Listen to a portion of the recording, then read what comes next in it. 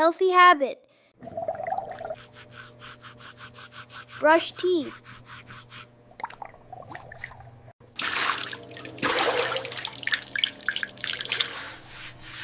Wash face.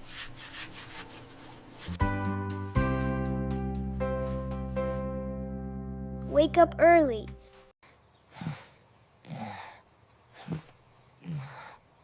Play sport.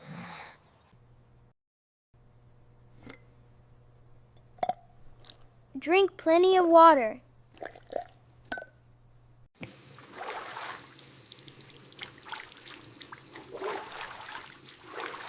Take a shower.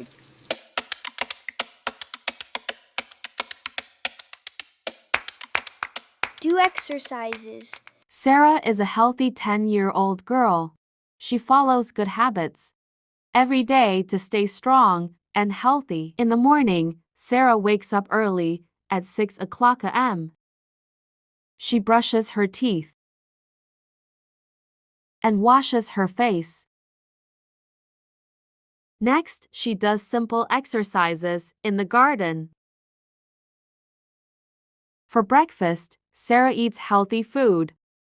She drinks orange juice and eats eggs and brown bread.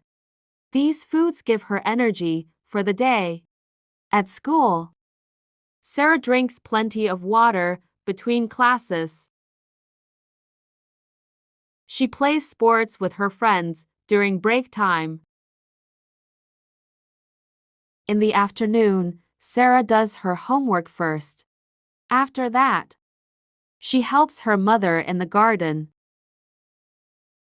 They grow fresh vegetables together. For dinner, Sarah eats lots of vegetables and fruits. These give her important vitamins. She doesn't eat too many sweets. In the evening, Sarah takes a shower and brushes her teeth again. She goes to bed early at 8:30 p.m. She sleeps for 9 hours every night. Getting enough sleep helps her body stay healthy and her mind stay sharp. Sarah's healthy habits help her feel good and do well at school. She has lots of energy to learn, play, and enjoy her day.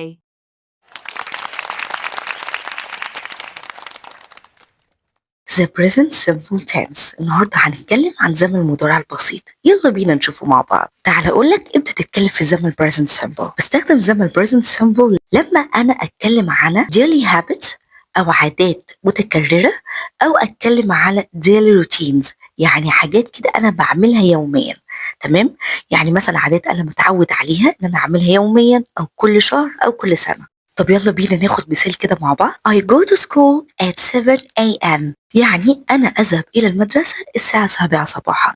إن أنا متعودة إن أنا أروح المدرسة إمتى؟ كل الساعة 7 صباحا. تعالوا بينا نتعرف على الفورم أو شكل present simple في الجملة. هو عبارة عن verb يعني فعل. الفعل ده ليه شكلين. الشكل الأولاني بيكون في infinitive يعني بيكون في المصدر زي ما هو، والشكل التاني اللي هو بنضيف له s أو ES أو IES. يبقى كده عرفنا إن الفعل في البريزنت سمبل ليه شكلين، شكل في المصدر زي ما هو بدون أي إضافات، والشكل التاني بنحط له S أو ES أو IES. إمتى أعرف الفيرب ده في المصدر؟ لو جاء قبليه I أو we أو you أو they أو أي plural noun يعني أي اسم جمع. بالتالي لازم يكون الفيرب في المصدر زي ما هو. زي كده play، verb play زي ما هو ما اتغيرش خالص مع الاي والوي واليو والزي او اي اسم جمع زي احمد and علي. زي المثال ده I wake up at 6 a.m. I جه بعديها verb wake على طول زي ما هو ما اتغيرش، وده معناه ان انا بستيقظ الساعة 6 صباحا، يعني انا متعودة على ده. وطالما انا متعودة على حاجة زي كده بعملها يوميا يبقى انا بستخدم في الزمن present simple. برضو هنا بيقول لي The girls play football يعني البنات بتلعب كرة القدم، و the girls هنا جاء بعديها verb play زي ما هو ما اتغيرش. برضو ممكن يشيل the girls واحط بدلها كلمة they، يعني ممكن اقول they play football هم بيلعبوا كرة القدم. اما الشكل التاني للفعل في الزمن present simple اللي هو بيضيف له s او es او ies. طب امتى بقى الكلام ده؟ لما يكون الفعل ده قبليه he أو she أو it أو أي singular noun. يعني إيه singular noun؟ يعني ممكن أقول مثلا منى، ممكن أقول آدم، ممكن أقول a cat. زي كده verb play حطينا اس وبقى plays، أو verb watch حطينا له es وبقى watches، أو verb study حطينا له ies وبقى studies. زي مثلا هنا ممكن أقول he plays، verb play هنا حطينا له اس مع he. ممكن أشيل he وأحط علي، ممكن أقول علي drinks، ممكن أقول سارة drinks أو she drinks، ممكن أقول it eats أو a cat eats. هنا مثلا بيقول Ali takes a shower in the morning. علي ده يعتبر اسم مفرد، ولازم بعد اسم مفرد يجي بعديه verb مضاف له اس زي verb takes كده بالظبط. طب امتى نضيف للverb es؟ أول حاجة لازم يكون قبليه he أو she أو it أو أي اسم مفرد. تاني حاجة إن لازم الفيرب ده أبص على الحروف الأخيرة بتاعته. لو لقيت آخره اس أو sh أو ch أو o أو x يبقى لازم وأنا مغمض عينيا كده أحط es للفيرب على طول في الزمن present simple. زي مثلا verb cross. verb cross آخره ss، لما مع الزمن present simple وقبليه he أو she أو it أو أي اسم مفرد بحط له على طول es يبقى crosses. زي كده he crosses the street. he crosses the street يعني هو بيعبر الطريق أو الشارع. زي برضو verb brush فآخره sh، وبالتالي مع الهي والشي والات أو أي اسم مفرد بحط له es بيبقى brushes.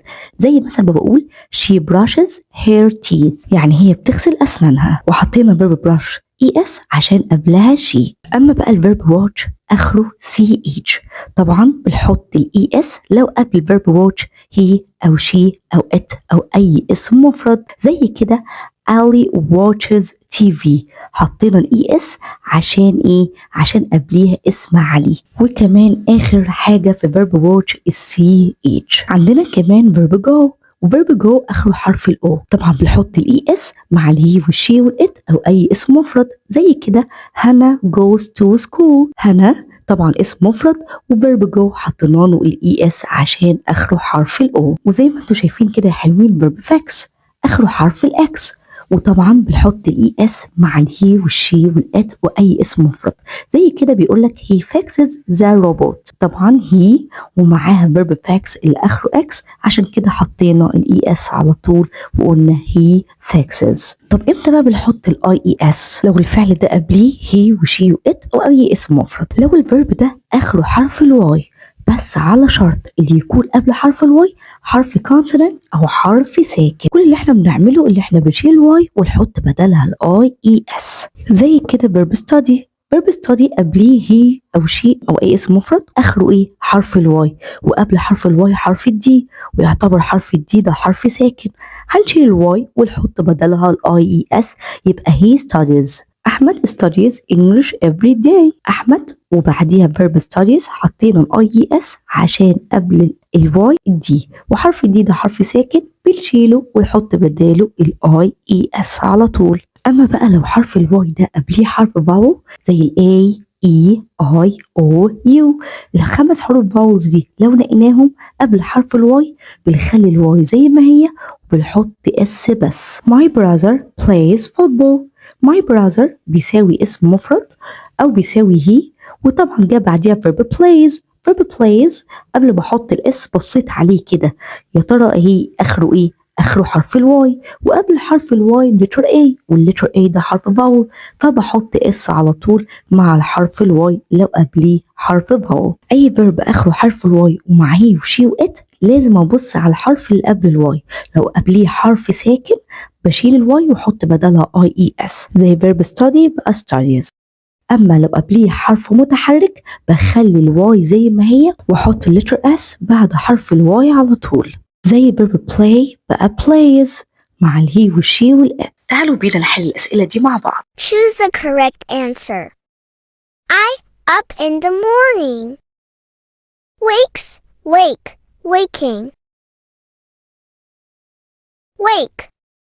Ollie, football after school. Playing, plays, play. Plays. Amira and Hannah, their beds after waking up. Make, making, makes. Make. My brother, hard at school. Study, studies, studying.